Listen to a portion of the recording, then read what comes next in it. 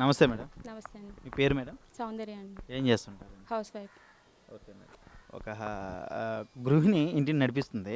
జగన్మోహన్ రెడ్డి వచ్చిన తర్వాత నిత్యావసర సరుకులతో ఒక మిడిల్ క్లాస్ ఫ్యామిలీ ఎంతవరకు ఇబ్బంది పడుతుందంటారు? చాలా రకాలుగా ఇబ్బంది పడుతుందండి. అటు కరెంట్ బిల్ కానీ, పిల్లల ఫీజుల విషయంలో కానీ, అసలు ఏ విషయంలోనూ మాకు ఇదిగా అయితే ఏం లేదు. అన్ని విషయాల్లోనూ అందరూ నష్టపోతాం తప్ప నానా రకాల పథకాలు పెట్టాడు. అవి ఎందుకండి జనాలకి డబ్బులకు అలవాటు చేయడం తప్ప ఏమీ లేదు అందులో. ఉమ్, ఇప్పుడు అలాగేనమ్మా, పప్పు ఉప్పు రేట్లు కూడా తారాస్థాయికి అంది. అన్నీ డబల్ రేట్లే కదండి. ఎవరో మధ్యతరగతి కుటుంబాలు ఎవరో కొనుక్కునే విధంగా అయితే ఏమీ లేవు. ఆ రేషన్ అంటున్నారు, అవి తినడానికి కూడా పని చేయట్లేదు.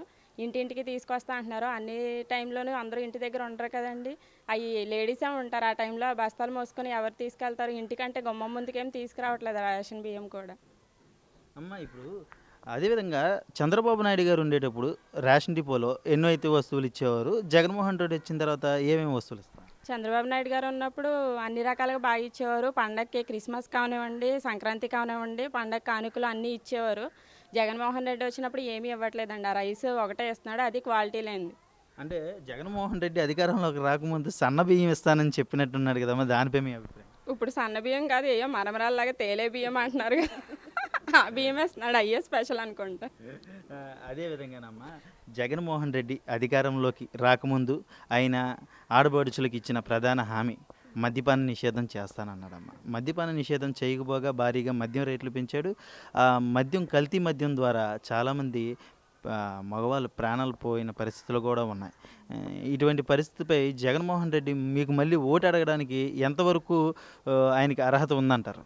ఆయనకు అర్హత లేదు కాబట్టే మీరు దిగిపోమంటే నేను దిగిపోతాను అని అంటున్నాడండి. అర్హత ఉంటే ఆయన ఆ మాట చెప్పాడు కదా. ఎవరైనా అయితే మీకోసం అది చేస్తాను, ఇది చేస్తానని హామీలు ఇస్తాడు ఇంకో కొత్త రకంగా. అంతేగాని నేను మీరు దిగిపోమంటే దిగిపోతాను, మీరు అది చేయమంటే ఇచ్చేస్తాను అని అయితే చెప్పడు కదా ఏ నాయకుడు అలాగా.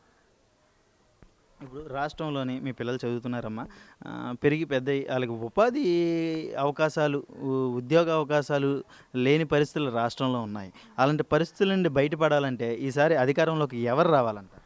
చంద్రబాబు నాయుడు గారు, జనసేన ఇద్దరు కలిపి వస్తేనే మా పిల్లల భవిష్యత్తు బాగుంటుందండి. ఈ సంవత్సరం చూడండి పిల్లలకి ఎన్ని సెలవులు ఇచ్చారో. పండగకి ఎవరైనా అన్ని సెలవులు ఇస్తారా? పక్క రాష్ట్రాలు చూడండి, మన రాష్ట్రం చూడండి. ఈ సంవత్సరం సగం రోజులు స్కూల్కి వెళ్తే మిగతా సగం రోజులు ఇంట్లోనే ఉంటున్నారు పిల్లలు. ఆడదాం ఆంధ్ర ఇవన్నీ ఎందుకంటే ఆ ప్రోగ్రామ్స్ అన్నీ పిల్లల్ని చెడగొట్టడానికి తప్పనించి ఆయన వల్ల ఒక ఉపయోగం లేదు. రాజధాని అన్నాడు, 3 రాజధాని అన్నాడు. ఒక్క రాజధాని కూడా డెవలప్మెంట్ లేదు. ఏ రకమైన కంపెనీలు తీసుకురావడం కానీ ఎటువంటి ఇది లేదు. ఉన్న కంపెనీలు కూడా పక్క రాష్ట్రాలకు వెళ్ళిపోతున్నాయి. అదేనమ్మా, ఈసారి టీడీపీ జనసేనకి ఎన్ని సీట్లు వచ్చే అవకాశం ఉందంటారు? జగన్మోహన్ రెడ్డి గారికి ఎన్ని సీట్లు వచ్చే అవకాశం ఉంది? జగన్మోహన్ రెడ్డి గారికి అయితే 25 నుంచి 30 వరకు వస్తాయండి. మిగతా అన్ని జనసేన టీడీపీ రెండు కలిపి వస్తాయండి. ఓకే అమ్మా, లాస్ట్ టైం మీరు ఎవరికి ఓటేశారు? జనసేన అండి. ఎందుకని? ఆయన మంచిగా చేస్తాడన్న నమ్మకంతో ఆయనకి చేసాం. ఈసారి ఎవరికి వేద్దాం అనుకో? మళ్ళీ జనసేన. టీడీపీ వస్తే టీడీపీ. ఈసారి ఎందుకని టీడీపీ జనసేన కలిపి వస్తున్నాయి కదా, దేనికని? జనాలు చూస్తున్నారు కదండి రాష్ట్ర పరిస్థితి ఎలా ఉందో, దాన్ని బట్టి వాళ్ళిద్దరూ వస్తే కొంచెం మంచి చేస్తారన్న ఉద్దేశంతో మేము వాళ్ళిద్దరికీ కలిసి. ఓకే అమ్మా, ఇప్పుడు మీ ఏరియా, మీ జంగారెడ్డి ఇదే చింతలపూడి నియోజకవర్గానికి చెందిన వ్యక్తి మన పశ్చిమ గోదావరి నియోజకవర్గం ఎంపీకి ఆయన పోటీ చేస్తున్నాడు పార్లమెంట్ నియోజకవర్గానికి. ఆయనపై మీ గోపాల యాదవ్ గారు, ఆయనపై మీ అభిప్రాయం? ఆయన అయితే మంచిగా చేస్తారని అనుకుంటున్నామండి. ఎందుకంటే టీడీపీ సపోర్ట్ ఉంది కదా, ఆయన టీడీపీ తరపు నుంచే వస్తున్నారు కాబట్టి మంచిగా చేస్తారని అనుకుంటున్నాను. Okay, thank you madam.